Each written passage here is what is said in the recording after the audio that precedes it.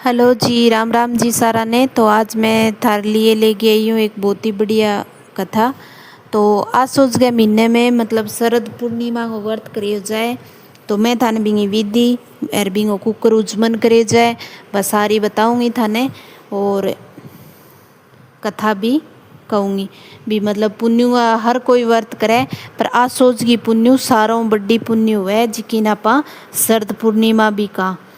आसोज शुक्ल पूर्णिमा को शरद पूर्णिमा कहा जाता है। धर्मशास्त्रों में इस दिन कोजागर व्रत माना जाता है। इसी को कोमुंदी व्रत भी कहते हैं।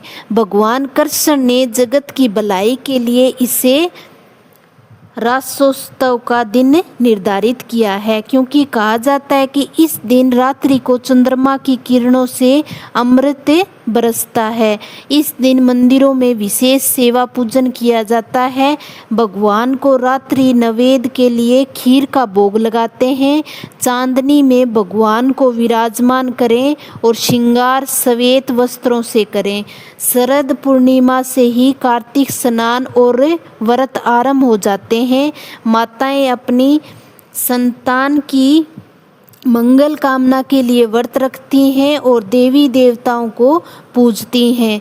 शरद पूर्णिमा के दिन चंद्रमा पृथ्वी के बहुत पास आ जाता है, इसीलिए अमृत प्राप्त करने की इच्छा से शरद पूर्णिमा की रात्रि को खीर चपड़ा रख देते हैं। इस दिन चंद्रमा की रोशनी में सुई में धागा पिरोते हैं, इससे आँखों की रोशनी बढ़ती है। शरद पूर्णिमा की रात्रि में चपड़ा खीर रखकर दूसरे दिन खाई जाती है। तो यह इंगे मतलब व्रत की विधि और इंगो उजमन कुकर करे जय जी आप व्रत इंजुणों कहानी। तो वो देखो, यदि कोई इस शरद पूर्णिमा को व्रत रखे वह पूनम होने के बाद उजमन करे। उजमन में एक दिन चांदी के लोहे में मेवा भरकर रोली चावल से पूज करें और रुपया चढ़ाकर उससे सबको सासू जी को पाए लाग कर देवे। यदि कोई चुन्नड़ पुन्नों के दिन व्रत रखे तो इसी भांति एक पुण्यों करने के बाद सासू जी को चूंदड़ी दे देवे। यदि कोई चूड़ा पुण्यों के दिन व्रत रखे तो यह 13 पुण्यों करने के बाद एक चूड़ा तो सासू जी को देवे और 13 बूढ़ी ब्राह्मणियों को देवे। तो एंड बिंग उजमन करियो जाए। मतलब आप जितनी भी पुण्यों करा हर पुण्यों करा बीमा सारों बड़ी पुण्य हुए आसोज की पुण्यों। तो इंगी मैं थाने कथा कहने लाग रही हूँ। सारी माता बहना मेरी ध्यान सुनो। प्राचीन समय की बात है, एक जमींदार के 2 पुत्रियां थी। पहली इस व्रत को पूरा करती थी तथा दूसरी अधूरा ही किया करती थी। अतः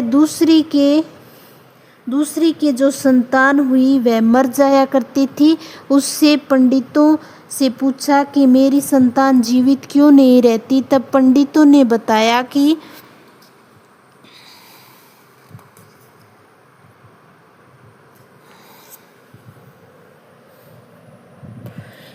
तुम पूर्णिमा का व्रत अधूरा करती हो, इससे तुम्हारी संतान जीवित नहीं रहती।